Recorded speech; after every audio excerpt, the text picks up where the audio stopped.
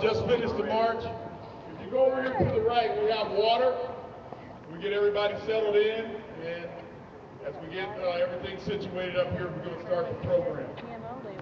We still have another group that is supposed to be coming over from Loaves and Fishes. It'll be the homeless, our family, who is promoting their homeless bill of rights, which we have endorsed to be a part of this program. Like I said, we're all under the same tent here. That tent must be included in this fight. Well, I'm kind of my own thing, but I do work with the guy who runs this right here. Basically, they started coming over my house and spraying the heck out of us like cockroaches this summer. They're doing it all over the place. I live up about an hour from here. What are they spraying? Aluminum, barium, and strontium to reflect sunlight. Basically to whiten the sky to reflect sunlight to slow down climate change. We didn't consent to this. They won't admit they're doing it.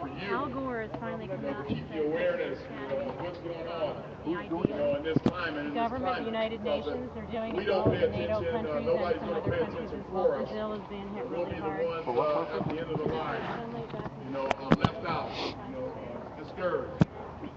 We're here now. We're going to get this thing started here in a few minutes. So thank you, brothers and sisters, and give us a minute.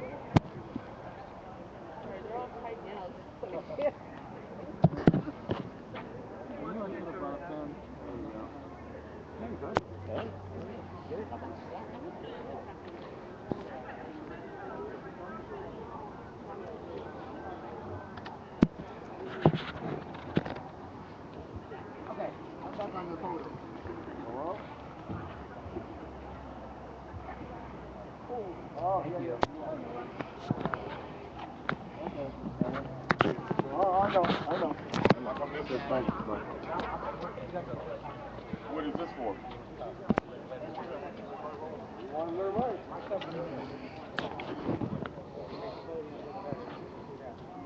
Oh, this is not plugged in?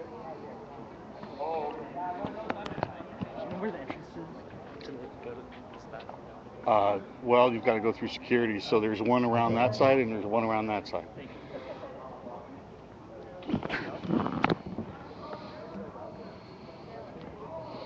Welcome, everybody.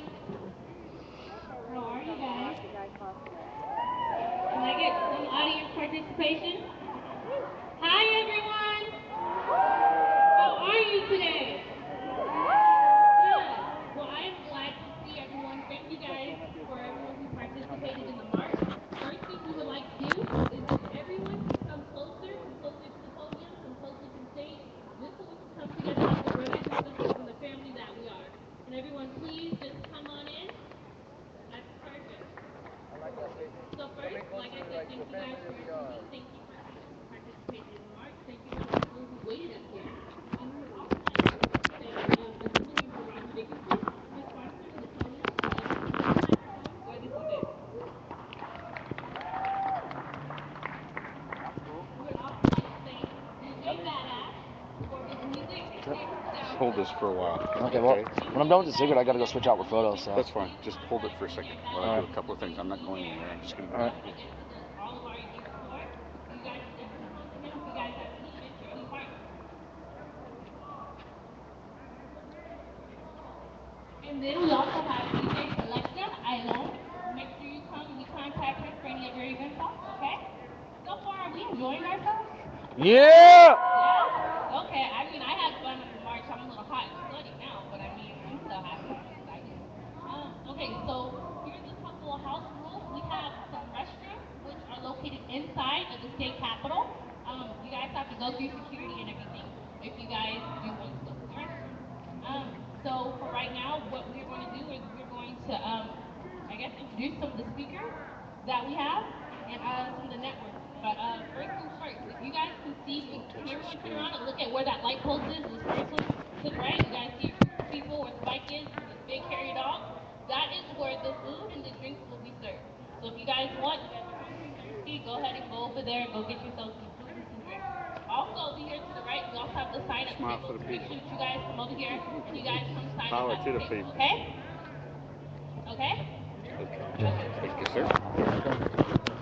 I got it. It's cool. Okay. Appreciate it very much. We are going to Beverage real quick. Do it. Kevin Carter come up to the stage, but before we do that, I would like to introduce you guys to myself and explain to you guys a little bit about who I am. My name is J. Ryan Thomas. Like I said, I go by J for short. I am this year's Miss Black Sacramento, along with I am an advocate for homelessness, youth, of course, poor people, since I'm poor. I'm a college student. I just graduated from Spelman College, located in Atlanta, Georgia. Yeah, this December. And these student loans are kicking my butt. So, yeah, I'm an advocate for just about any and everyone who cannot speak up for themselves. I am a voice for the voiceless. So, we're going to have Brother Kevin Carter come on down to come speak to you guys, okay? Hopefully you guys enjoy the time being. Like I said, I am the MC, and you guys will be seeing me around. If you guys have any questions, feel free to contact me or the other people you see here on stage, okay? Thank you.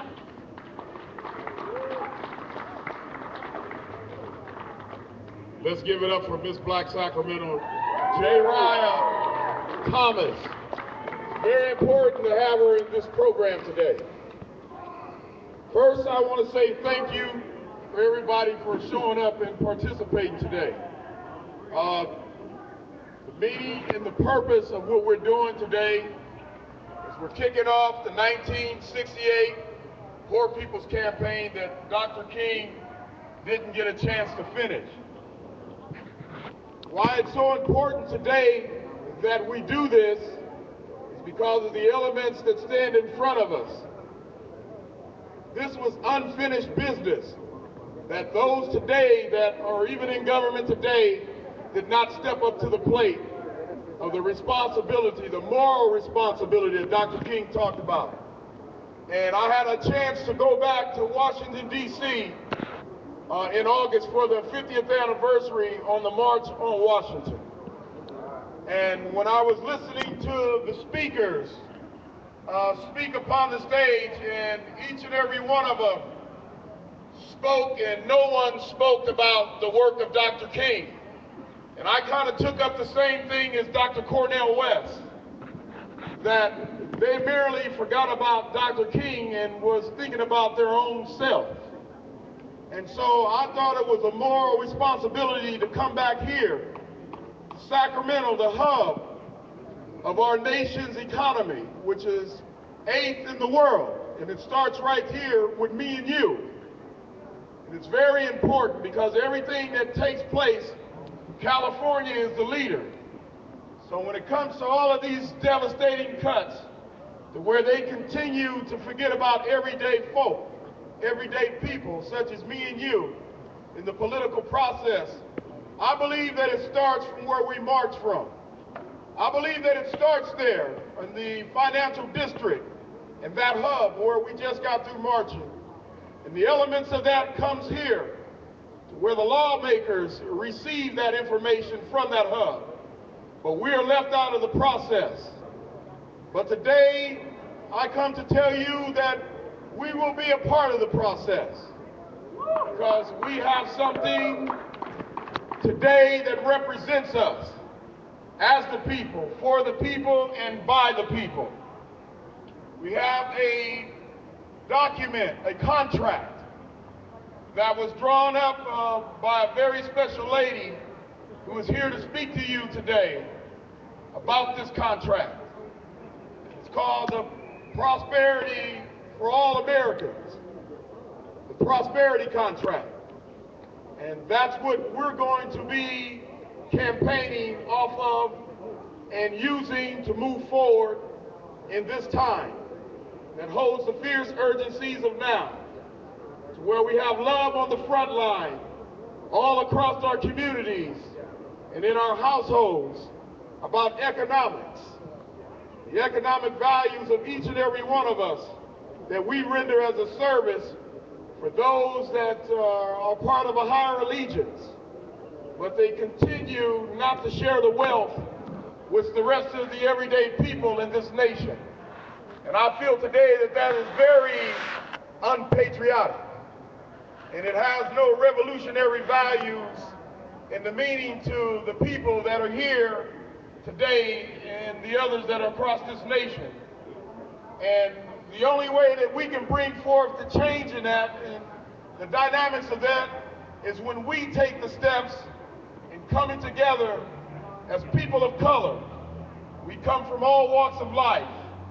And today, we must not share the same prejudices that are shared today in our mediocrity. We must not share the same prejudices that are inside of our state houses that divides our government. As we see today in Washington, D.C., that Congress cannot get anything done for everyday people today. And we continue to struggle. And inside of that struggle, one of the things Dr. King said, we must not let a society continue to ride our backs. We must today stand up and straighten up our backs and say no more. And if you agree with me, I want you to say justice for all. Justice for all. Justice for all. Justice for all. And we are the people. We are the people. We are the purpose. We are the purpose. And we hold the promise. And we hold the promise. I'm not going to take any more time because I want to get these speakers up here and let them speak. But the thing that I ask is that nobody leaves this program today without making a connection with one of the organizations out here that are participating. Because this is a campaign not for one day. This is a campaign that we all start today to move forward for the things that hold for righteousness and indignation for each and every one of us. Prosperity for each and every one of us. So don't go away and pay attention to what these speakers are saying, because it's very important. One of the groups that have not made it here yet, and should be soonly on their way, is the homeless. Yesterday I got an opportunity to march with them, and it was a beautiful thing. They need love too. They are a part of us. We are a part of each other. We have to know that. We cannot let class warfare get in the way of what we need to get done. I just wanted to put that out there. So I'm going to turn the stage back over to the beautiful Miss Black Sacramento. It's hard for me to remember her name because I always stay focused to her. I can't help it, y'all. I'm single. But I'm going to turn it back over to Ms. Jariah Thomas and let her take it from there. And I want to say again, thank you for coming out and participating and being part of this campaign. God bless you.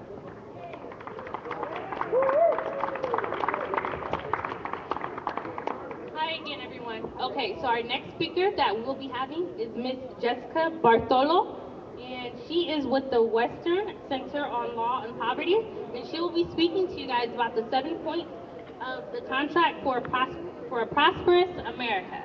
Miss Jessica Bartolo. Hi, everybody. This is a reminder. Today and yesterday, people across the West Coast are marching for the rights of people who don't have homes to not be arrested for resting or sitting or sleeping in public because they have no home to rest or sit or sleep in. And this is an important day to unite us all, and glad that the folks here in Sacramento will be coming and joining this rally soon. Again, I'm Jessica Bartolo. I'm a legislative advocate with the Western Center on Law and Poverty, but I'm also Jessica Bartolo from Auburn, California, who grew up poor at times, the daughter of a veteran who fought in Vietnam, and who was left by his government to suffer years of debilitating post-traumatic stress disorder, to leave our family to go without food. I'm a daughter of a mother who worked her whole life, only to go without health care, to have the first time she goes to the doctor in 10 years to be the day she finds out that she has terminal cancer. To have the same pair of dentures her whole life because she can't afford new ones. So I'm that Jessica Bartolo as well. I'm also the one who benefited from great investments from our federal government, like the child nutrition programs, and well-funded Cal grants and Pell grants and the supplemental opportunity grant to go to school, and who went to school and went to college at a time when student loans were affordable and capped, so I could pay them back and start building my way into the middle class. If Martin Luther King had been let to live and pursue his dreams, maybe we wouldn't have gone hungry, me and my sister as kids. We wouldn't have lived on Bisquics for weeks at a time. Maybe my family wouldn't have been homeless, living in a camper at a KOA while I was in college. I think things would have been a lot different. And so I'm really happy today to be here to help kick off the Poor People's Campaign and to introduce the 7 steps to a prosperous America, to broad prosperity. These are not the only steps, but these are steps that Congress can make right now, today, to make things better in our country for everybody, not just for poor people or middle class, but for everybody. Everybody lives better when we all have enough. So just a minute about this and kind of the spirit of the document. I started writing it exactly a year ago. On Martin Luther King's birthday, I had shown my kids a documentary of Martin Luther King. It was the first time they'd seen it. And my older son, he cried. He cried to see the police brutality against the young children who were fighting for their rights, their equal rights. It was hard to be able to explain to him that happened here in this country, that dogs were let after children in our country when they asked to be treated as equals.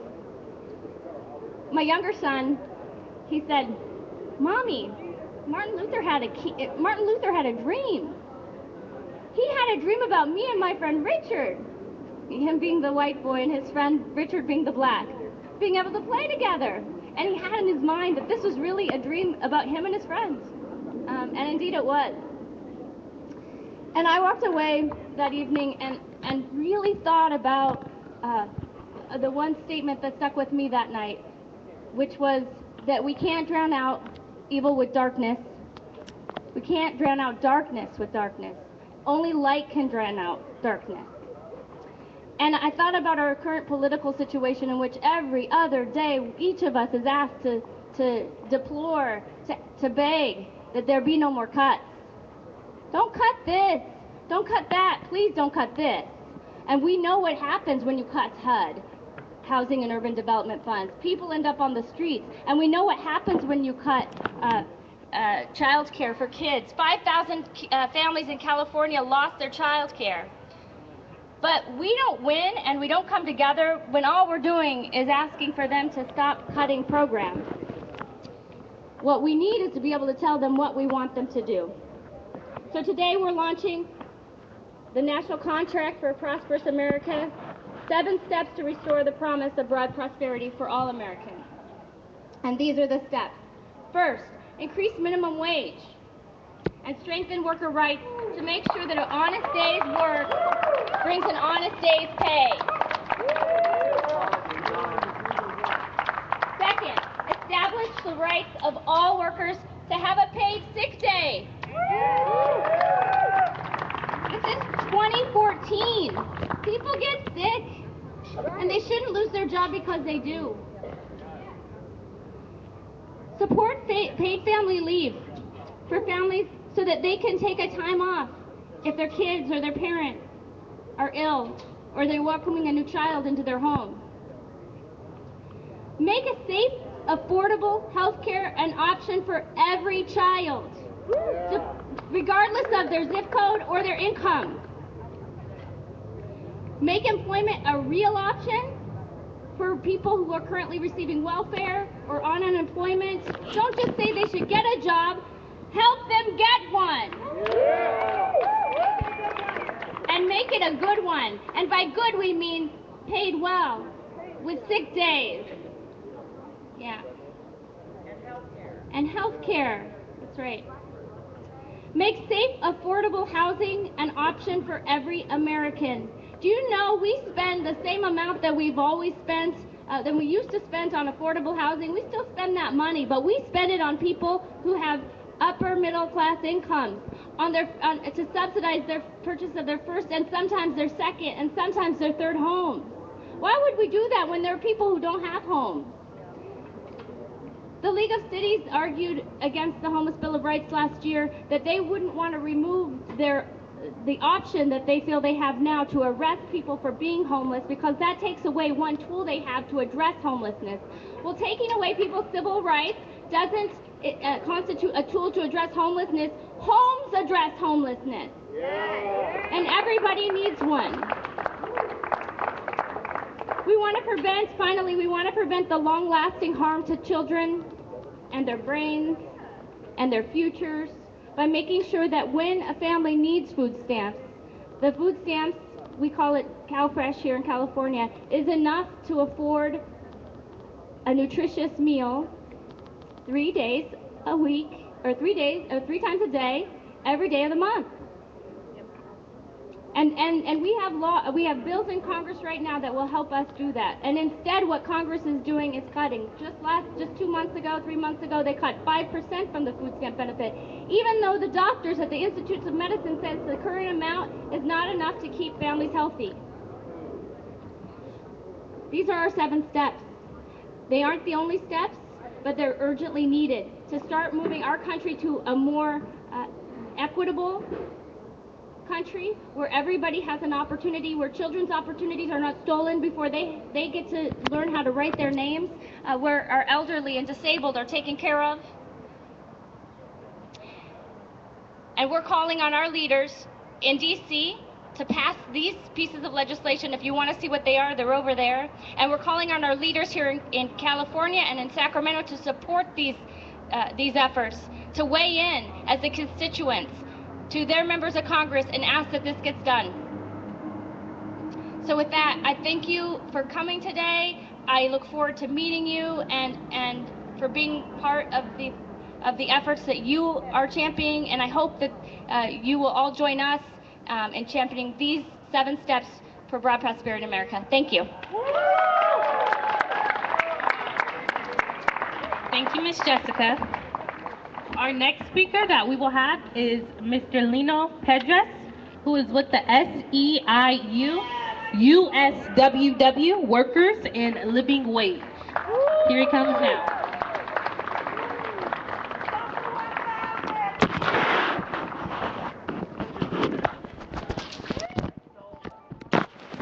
Good morning, everyone. How are you? Right on. Thank you all. Thank you for coming in March with the Poor People campaign. And thank you a lot to the organizers of this great event. Let's recognize Brother Carter. Let's recognize Steve Payan and all the organizers that have been working days and nights without pay, because they are always thinking about you. It's not that easy to face the 1%. We all are the 99%. The 1% is always spending money and strategizing on how they're going to take away from our communities. We're sick and tired of that business approach. The working people deserve a living wage. The working people deserve to bring food enough for their children, to deliver for their children's college, to deliver for all the people in our community, not just our families. Everyone should be able to provide for their families and to pay for their children's college. We all envision a better world where we live, and it is possible. I'm seeing a lot of messages, your messages, that are very profound messages in your displays, which is part of the Occupy movement, which is a part of the labor movement, which is part of us from the bottom of our hearts, because we could be doing our personal stuff, but we decided to march and speak out. The same struggle the labor movement faces. It's nothing new. We have been under attack. And now we're telling us that we are illegal, that we have no rights here in the United States. They keep telling you have no right to work and provide for your families. I'm sick and tired. I believe that when they say you guys, the poor people, we are rich in values. We are rich of courage.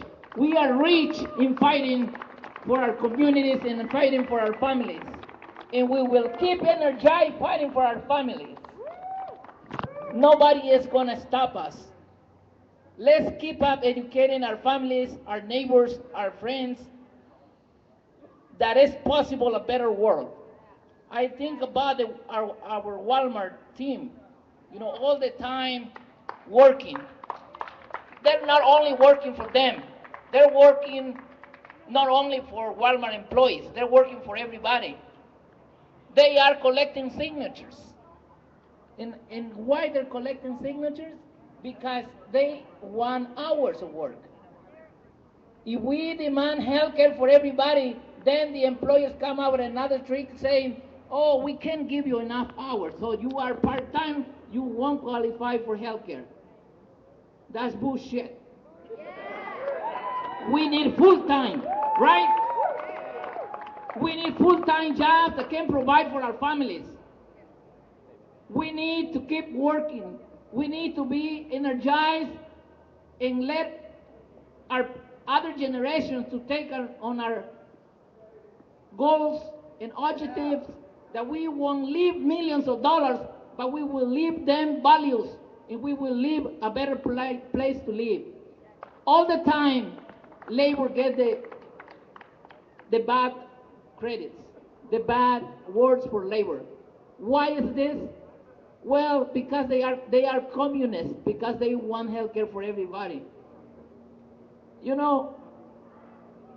we fight for health care, when we fight for the right to organize, we are fighting for the entire community, including the children of those living in a great place, including all people, not just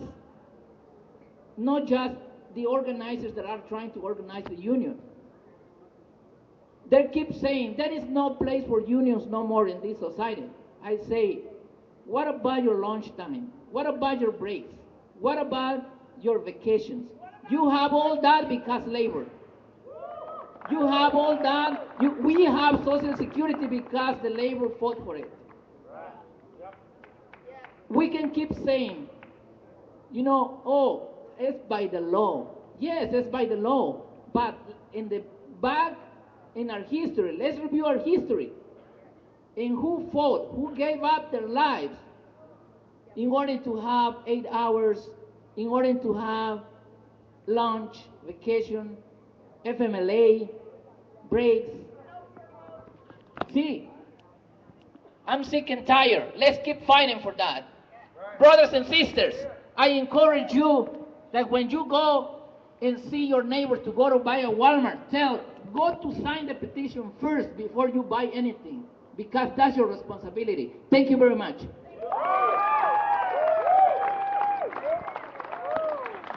Thank you, Mr. Lino. Okay, so I have a question